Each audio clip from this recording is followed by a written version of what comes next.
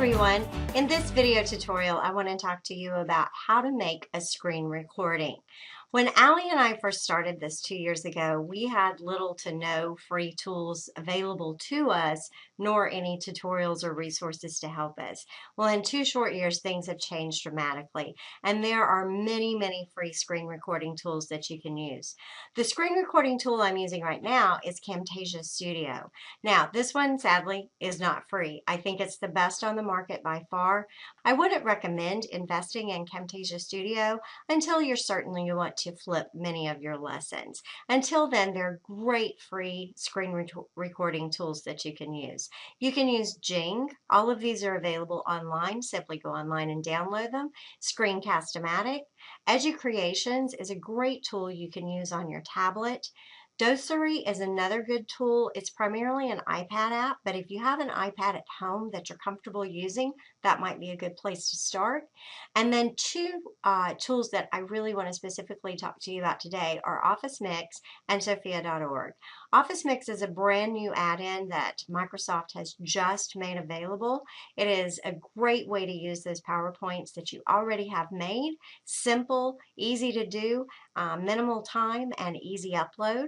And Sophia.org is the platform that I've used to both host my videos as well as screen record my videos. So I want to share all of the things that are available on that. So first we're going to talk about Office Mix.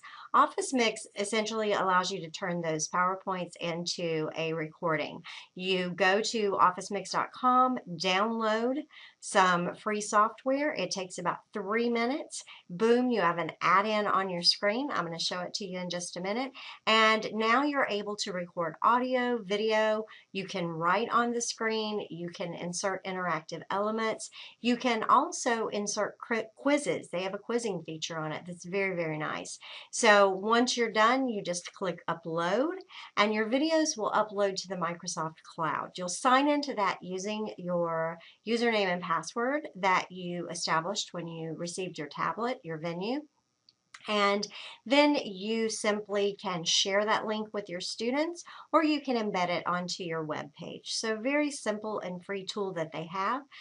They have great analytics on that website, so you can see which students have viewed your slides and your videos, how much time they spent on each slide of the video, and in regard to how long the actual video recording was. So great analytics that you can use, simple and easy to use, and you can also check and see how they've done on quizzes. So how do you get it? Again, just go to mix.office.com, click the download button and run it. Takes just a few minutes, and the greatest thing is they have some excellent video tutorials online that you can use. So I'm going to quickly show you what it looks like, but I need to switch to full screen.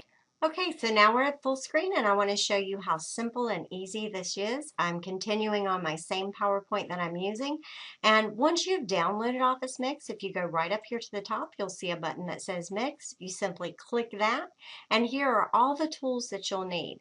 You simply start by using the record button. And once you press record, then you have the option for video and audio, and I will say that it works really well if you'll just invest in a nice webcam. You can get a good one for about $40 that'll have a good high quality microphone on it. But if you're recording from a laptop or your tablet, those also work well, and they have built-in microphones and webcams that you can use, especially to try it out. So you simply record, you just scroll through your PowerPoint like you normally would, and when you're done, you press stop. So you can add quizzes. They have a great quiz feature here. You can just do screenshots with it. And then the great thing is once you've completed it and hit stop, you simply click this upload button here, and this will allow you to upload it to the Microsoft Cloud, where you will then have a link and access for all of your students to watch it. So super easy. There are great tutorials online, and I would suggest you go to office.mix.com and check out those videos. The second tool I'd like to show you that's free is called Sophia. It's on the website sophia.org, and Sophia makes it super easy to flip your classroom. It gives you free tools for all types of blended learning. You can use groups, You can group your video tutorials into playlists. You can add quizzes. And again, they provide great analytics every step of the way so that you can see and hold your students accountable for making sure that they're doing their work away from your classroom. How do you get Sophia? Well, you simply go online to sophia.org and you sign up for a free account. I've used Sophia for the last 2 years. I have made numerous video tutorials. I can't even tell you how many I've made. I've flipped both chemistry and physics, 2 entire years worth of videos, and there seems to be no limit on the space. Sophia currently houses over 37,000 teacher created videos. So it's also a tremendous resource for your students to go to so that they can learn about any topic and get additional information and instruction on any subject, any topic that they're having trouble with. So let me take you there now and show you Sophia. So here we are on the Sophia website, and the address is www.sophia.org. And the first time you reach this page, you'll want to create an account, but today I'm just going to sign in. And once you sign in, you will land on what you call the teacher homepage, and this is what you'll see.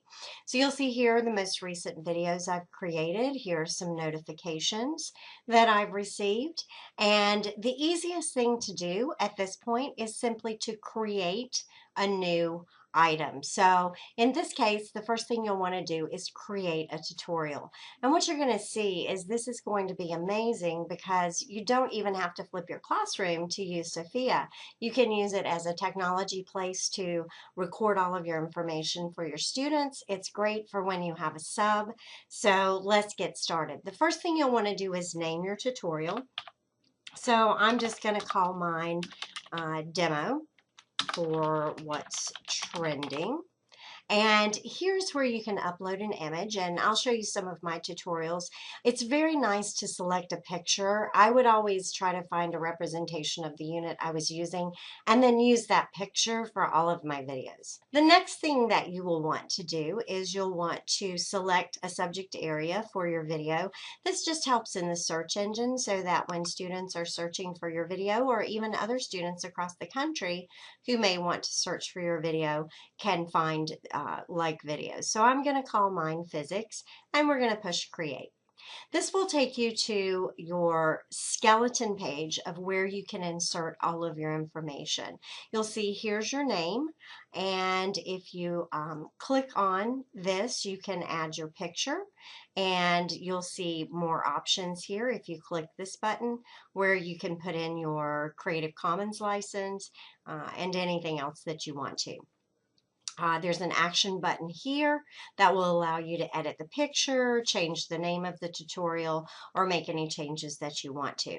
From this point, you'll want to go to the Insert tab, and this is what I want to show you because I think it's so amazing. So at this point, you could insert an image if you would like. This is where you would upload your video if you wanted to use this as a flipped classroom. So if you've created your video using some type of screencasting software such as Jing or Screencast, then this is where you could go ahead and upload that video. And it's very simple to do. You just click it and follow the instructions. But what if you want to create your video and you need some screencasting software? This is the amazing part about Sophia that I love. You can actually click here and you can use the built-in screen recording tool. So here's where you would put in the title of your video. You could put a description. For example, if I wanted to title it Newton's First Law of Motion, and then my description would be the student will understand and apply Newton's first law of motion. A source if you're using someone else's material, and usually that's going to be your own if you're creating the video. And then you simply hit record and it will create the video for you. So I'm going to go back to our screen. So once you've done that, you can insert your screen recording. If you have a PowerPoint that you've used and maybe you've created a video using the new Office Mix, then you can upload your video and you can also upload just your PowerPoint. If you have any audio files that you want to do, I know sometimes in history classes they have that. And then it also will allow you to put PDF copies of any worksheets that you have. So if you, in my case for physics, I might have sample problems to work, or you might have, if you were teaching history, some type of timeline for them to fill out. So any type of classroom worksheet that you would want to do, you could put here. They do it as a PDF file because when you upload Word, sometimes on the web it gets a little jumbled, so PDF keeps it in nice order. You can just do your Word documents and save them as a PDF and then upload. And then there's also an HTML button here. So if you've done recordings in EduCreations or Doceri or any of those products, then you could also upload it here. So what you can do is build an entire work day or work week for your students on this website, and they can use it. I'm going to go back and show you a couple of my tutorials so you can see what it looks like. But before I do that, I want to show you the last step you need to do. Once you've gotten everything built here, you can edit your tutorial. And again, this is not necessary, but this just gives the user more ways to search for your video. So you can put your objective and your summary here. You can put what type of license. Typically, I use just a Creative Commons, which means you're welcome to reuse my work. But I usually click here, no. I don't want any modifications to it. I don't allow commercial use because then you're getting paid for it and it gets a little sticky. So just a Creative Commons so that other people can use it for educational purposes. And then if you are doing this collaboratively with your department and you want to, or other schools, and you want to put in textbook information, click the level that it is and then save. Now, once you've done that, your final step is simply to publish your tutorial. So the last thing you want to do here, and it kind of gives you a step-by-step over here on the right-hand side. And so the last thing you want to do is publish. When you publish, you have several choices. You can just keep it unpublished and just share the link. You can publish it to the world.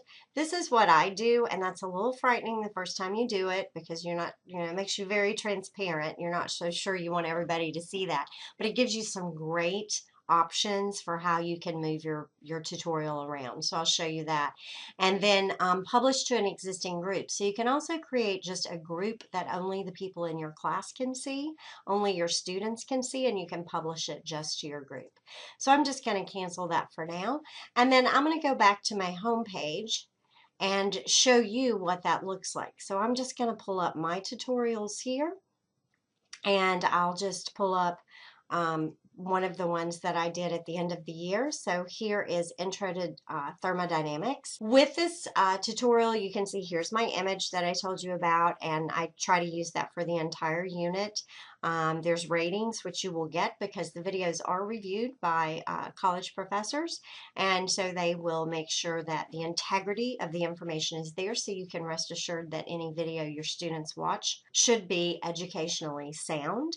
And then here is my actual video, so students can click here, and I didn't add anything else to this. It was the end of the year and I was a little tired. So going back to here, what I want to show you is what I do then is I create a playlist. So I'm going to show you what a playlist is. So once you've created, say, several videos for a unit, here's all of the playlists. You can see I have one for each unit that I talk. So let's look at electricity here. And you can see that in my electricity playlist, I have created 5 videos. And what's nice is I can give this link or embed this onto my website. And so my students have all the videos at their fingertips.